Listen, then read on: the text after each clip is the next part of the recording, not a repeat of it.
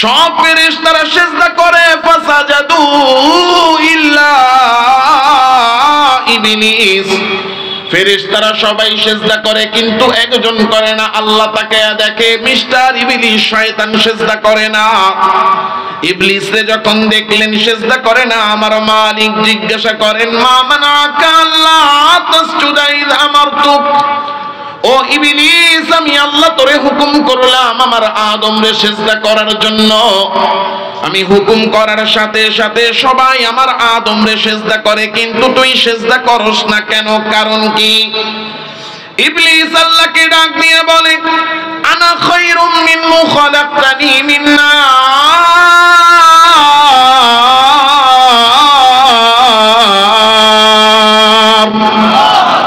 আমার আল্লাহরে ডাক দিয়ে ইবলিস বলে, আল্লাহ আপনি আমারে বানাইছেন আগুন থেকে, আগুনের স্বভাব হলো শুধু উপরের দিকে যাওয়া, ওয়া খালাকতাহু মিন তিন, আদম রে বানাইছেন আপনি মাটি থেকে, মাটির স্বভাব হলো নিচের দিকে যাওয়া।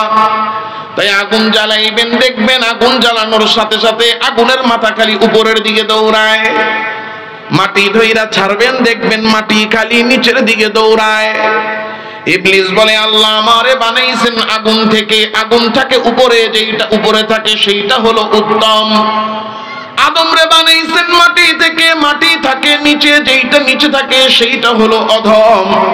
আমি উত্তম আগুনের তৈরি, এই জন্য আমি অধম মাটির তৈরি আদমের চেয়ে শ্রেষ্ঠ, উত্তম হয়ে আমি আমার চেয়ে নিকৃষ্ট অধম আদমকে সিজদা করতে পারি না। তাই আমি আপনার হুকুম হওয়ার পরেও আমি আদম রে সিজদা করি নাই, কারণ আমি আদমের চেয়ে উত্তম, আমি আদমের চেয়ে ভালো, আমি আদমের চেয়ে শ্রেষ্ঠ। আমার আল্লাহ বলে, হুকুম তো তোরে আদম করে নাই, সিজদা না করার দ্বারা আদমের কোনো অসম্মান হয় নাই। আরে অসম্মান তো হয়েছে, অসম্মান তো করেছিস তুই তারে, তোরে হুকুম করেছে যে, আর হুকুম তো তোরে আদম করে নাই, হুকুম করেছেন তিনি তোর মালিক, যিনি জোরে বলেন কে? হুকুম করছে কে? আল্লাহ হুকুম করলেন সিজদা করতে, আল্লাহর হুকুম অমান্য করছে। অসম্মান কি আদমকে করছে না আল্লাহকে করছে? আল্লাহ বলেন, আবা ওয়াস্তাকবার, হুকুম করলাম আমি আল্লাহ, হুকুম অমান্য করলি আমার, শুধু হুকুম অমান্য করলি না, ওয়াস্তাকবার, আবার অহংকারও দেখাইনি। আল্লাহর হুকুম মানতে না পারা এটা হলো একটা সাধারণ গুনাহ, কারণ আল্লাহর অনেক হুকুম আমরা মানতে পারি না, বহু হুকুম আছে আল্লাহর আমরা মানতে পারি না। আল্লাহর সব হুকুম আমরা মানতে পারি। 5 ওয়াক্ত নামাজ হুকুম কার? এখন বলেন তো, আমাদের সমাজের আমরা যত মুসলমান আছি সবাই 5 ওয়াক্ত নামাজ পড়ি? জুমার দিন যেই পরিমাণ মুসল্লি মসজিদে থাকে, ওয়াক্তিয়া নামাজে অর্ধেক পাওয়া যায়। আর অর্ধেক তো দূরের কথা, ফজরের সময় গেলে 10 ভাগের 1 ভাগও পাওয়া যাবে না। তাই এটা কি প্রমাণ করে যে আমরা ঠিক মতো নামাজ পড়ি না? এখন দেখবেন এই নামাজ না পড়ার মধ্যে গ্রুপ, এর মধ্যে 2টা ভাগ আছে। একজনের সাথে রাস্তায় দেখা হয়েছে, ডাক দিয়া বললেন, ভাই চলুন আজান দিয়ে দিছে, নামাজটা পড়ি। তো দেখবেন সে বলবে, ভাই আপনি যান আমি আসতেছি। ও আসবে না ভাগবে? এ কথা কয় না। দেখবেন আরেক গ্রুপ বলবে, শরীরটা বেশি ভালো লাগতেছে না, আপনি যান আমি বাসায় পইরা লুম। ও পড়বে না ফাঁকি মারবে? কারণ আরেক গ্রুপ আছে, আপনারা কি বলবে, নামাজ তো পড়তাম, কাপড়টা ভালো নাই। এখন আপনি তাদেরকে প্রশ্ন করেন, এই যে নামাজটা যে পড়েন না, কাজটা কি ঠিক? এমন প্রশ্ন আমরা করি না? এখন তিনি উত্তর দিচ্ছে, কয় না আসলে কাজটা ঠিক না, নামাজটা পড়া দরকার, কিন্তু নামাজটা আসলে পড়া দরকার, পড়তে পারি না, পড়বো। এর দ্বারা বোঝা যায় সে যে নামাজ পড়তেছে না এটা গুনাহ, এই গুনাহকে সে গুনাহ মনে করে, নিজেকে অপরাধী মনে করে।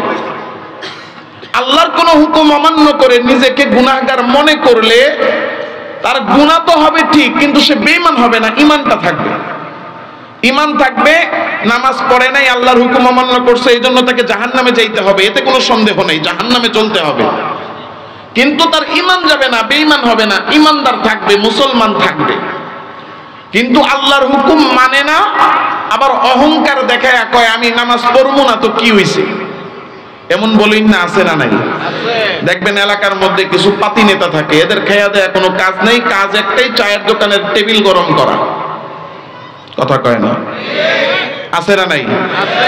এলাকার মধ্যে ভালো মন্দ কাজ করবে না, খালি সারাদিন কাজ একটাই, সেটা হলো যে ভালো কাজ করে তার সমালোচনা কেমনে করা যায়। ইমাম সাহেব ভালো কথা বলে, ইমাম সাহেবের বিরুদ্ধে সমালোচনা। এলাকার যারা মুরব্বী আছে তারা মিলে একটা ভালো কাজ করবে, মসজিদ চালাচ্ছে, সুন্দর করে মসজিদের কাজ করবে, সে কাজে সহযোগিতা করবে না, বৈশা বৈশা খালি তাদের সমালোচনা, এমনি করলো অমনি করলো, আমারে ডাকলো না ওরে ডাকলো না। আছে না নাই? এই ধরনের কিছু পাতি নেতা আছে, এদের খেয়া দেয়া কাজ নাই, খালি চায়ের দোকানে বেঞ্চ গরম করে, এক হাতে নেয় একটা চায়ের কাপ আর এক হাতে নেয় একটা কয়েল, কয়েল নিয়ে ধোঁয়া উড়ায়, পুরো এলাকা বইরালায়। আছে না নাই? এখন রাস্তা দিয়ে হেঁটে যাচ্ছে ইমাম সাহেব, দেখা সালাম দিছে, আসসালামু আলাইকুম মেম্বার সাহেব, চলেন নামাজটা পড়ি, আজান তো দিয়া দিচ্ছে। যে ইমাম সাহেব নামাজের লেগে ডাক দিছে, শরীরে ধরে গেছে আগুন। এমন আছে না নাই? এখন দীক্ষা কয় কি কবে, এখন ইমাম সাহেব যান যান যান, আপনার তার খেয়ে দেয়া কাম নাই, কাম একটাই, মানুষের বাড়িতে দাওয়াত খাইবেন, আজান দিবেন আর নামাজ পড়বেন। আপনার মতো এত আজাইরা নাকি আমি? বহুত কাম আছে, আপনার নামাজ আপনি পড়েন, আমার নিয়ে এত চিন্তার দরকার নেই। আছে না নাই? আবার যদি কয় নামাজটা তো পড়া দরকার, চলেন নামাজটা পড়ি, আপনারটা আপনি পড়েন, আমারটা আমি বুঝবো। এই যে আল্লাহর হুকুম নামাজ পড়তেছে না, আল্লাহর হুকুম পর্দা করতেছে না, আবার যুক্তি দিয়া এটারই সঠিক প্রমাণ কইরা অহংকার প্রদর্শন করে। আছে না নাই? আমার আল্লাহ তাআলা রব্বুল আলামিন বলতেছেন, আবা ওয়াস্তাকবারা ওয়া কানা মিনাল কাফিরিন।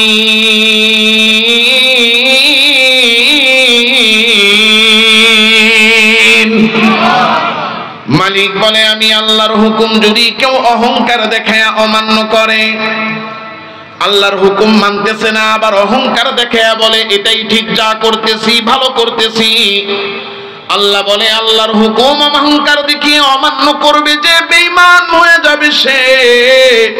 যেমন ইবলিস আল্লাহর হুকুম অমান্য করলো অহংকার দেখাইয়া, আমার আল্লাহ বলে ইবলিস তোর ঈমান নাই, তুই বেঈমান হয়ে গেছস, তুই কাফের হয়ে গেছস। ইবলিস বেঈমান হয়ে গেল, কাফের হয়ে গেল, অপরাধ করলো, আমার আল্লাহ বলে অপরাধের জন্য তোকে এবার শাস্তি দেওয়া হবে। কি শাস্তি আল্লাহ দিবেন? এক নাম্বার মালিক বলে ফখরুজ মিনহা, এক নাম্বার ইবলিস তুই আমি আল্লাহর জান্নাত থেকে বের হয়ে যা, ফা ইন্নাকা রাজিম, তোরে এক শাস্তিতে সীমাবদ্ধ না, তোরে আরো শাস্তি দেওয়া হবে। দুই নাম্বার শাস্তি, আমি আল্লাহর রহমত থেকে তুই বঞ্চিত, ওয়া ইন্না আলাইকা লানাতি ইলা ইয়াউমিদ্দিন, তোর তিন নাম্বার শাস্তি হলো আমি আল্লাহ চিরকালের জন্য তোর উপর লানত দিয়া দিলাম। এক নম্বরে জান্নাত থেকে বের করলেন, দুই নাম্বার রহমত থেকে বঞ্চিত করলেন, তিন নাম্বার আল্লাহ চিরকালের জন্য ইবলিসের উপর লানত দিয়া দিলেন।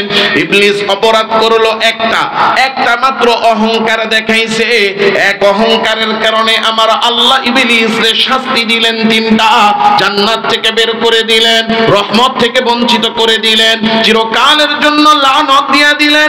ইবলিস অপরাধ করলো একটা, আমার আল্লাহ তার শাস্তি দিলেন তিনটা।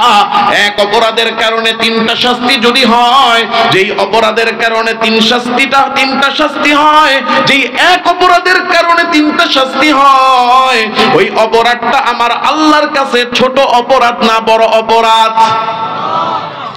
এবার বলেন তো এই বড় অপরাধ অহংকার আমার আপনার মধ্যে আছে না নাই? কয়টা টাকা হলেই তো আমাদের অহংকার শুরু হয়ে যায়, কথা কয় না? একটু ক্ষমতা পাইলে আমরা অহংকারী হয়ে যাই। সার্টিফিকেট অর্জন করেছি, বড় অফিসার হয়ে গেছি, একটু নাম কাম হয়েছে, পরিচিতি হয়েছে, মানুষ চিনেছে, তো অহংকার শুরু হয়ে যায়। আমার আল্লাহ বলে বান্দা না না, দুনিয়ার মধ্যে অহংকার করে চলো না। কেন তুমি অহংকার করে চলো? একটু টাকা হইলে এমন অহংকার করে রাস্তা দিয়া চলি, হাঁটার সময় এমন ভাব নিয়ে হাঁটে, দেখলে মনে হয় যেন তার পা মাটিতে পড়ে না, সে যেন হাওয়ার মধ্যে উইরা উইরা হাঁটে। একটু ক্ষমতা পাইছে তো এমন অহংকার কইরা চলে, দেখবেন দুই হাতে দুইটা চারটা মোবাইল, হাত দুইটারে ফুলাইয়া বুকটারে উঁচা কইরা এমন ভাবে রাস্তা দিয়া হাঁটে, দেখলে মনে হয় মানুষ না যেন একটা রোবট হাইটা যায়, কথা কন। আর যদি সামনে কোনো অসহায় গরিব অদুস্থ মানুষ আসে, কপালটারে ভাঁজ কইরা গালটারে কুচকায়া বিরক্তির ভাব নিয়ে তাকায়, আছে না নাই?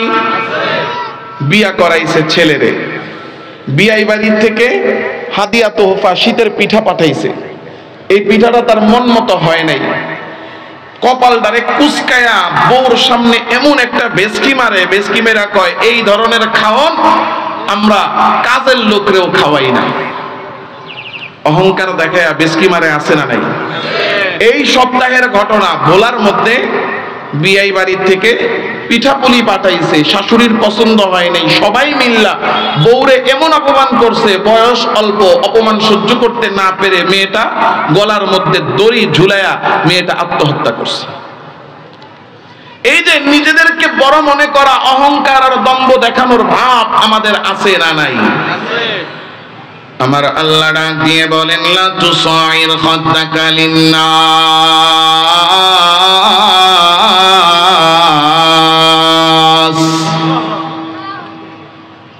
ও দুনিয়ার বান্দারা, কোন মানুষের দিকে অহংকার করে কপালটারে ভাঁজ করে গালটারে কুচকায়া নিজের উত্তম আর শ্রেষ্ঠ মনে করে সামনের মানুষটারে হীন আর ছোট মনে করে কারো দিকে তুমি তাকাইও না। ওয়ালা তামশি বিল আরদি মারহা,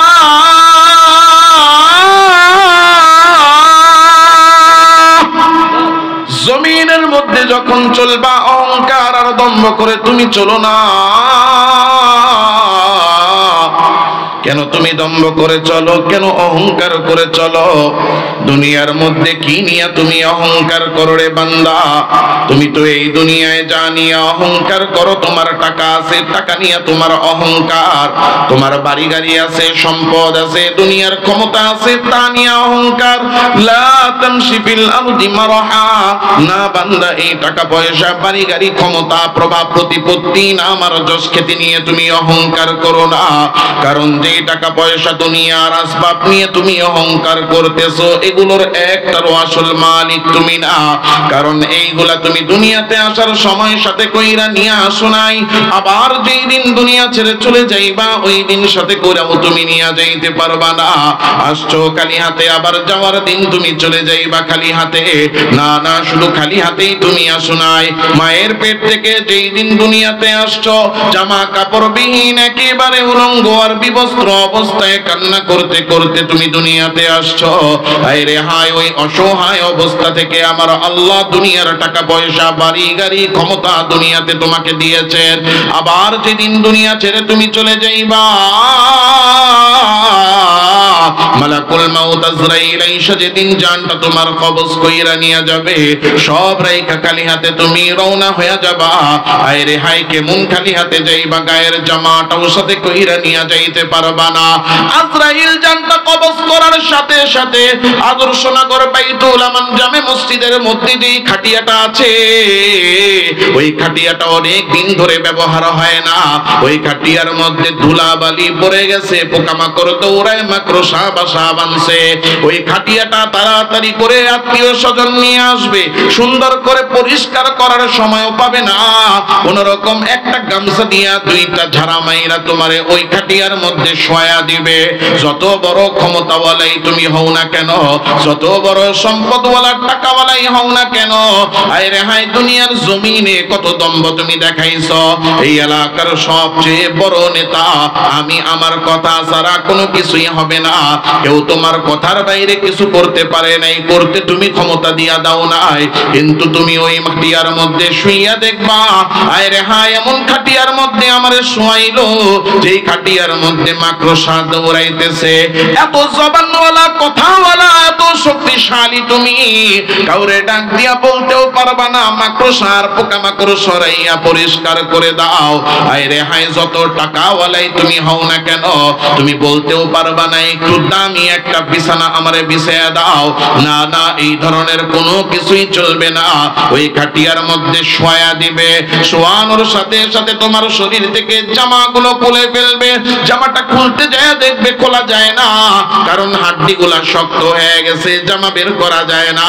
কেচিয়াই না কাইটা কাইটা শরীর থেকে জামাটারে আলাদা করে দিবে, পায়জামা লুঙ্গিটা টেনে খুলে ফেলবে, উপরে একটা কাপড় দিয়া তোমারে একেবারে উলঙ্গ অবস্থায় গোসল করাবে রে বান্দা।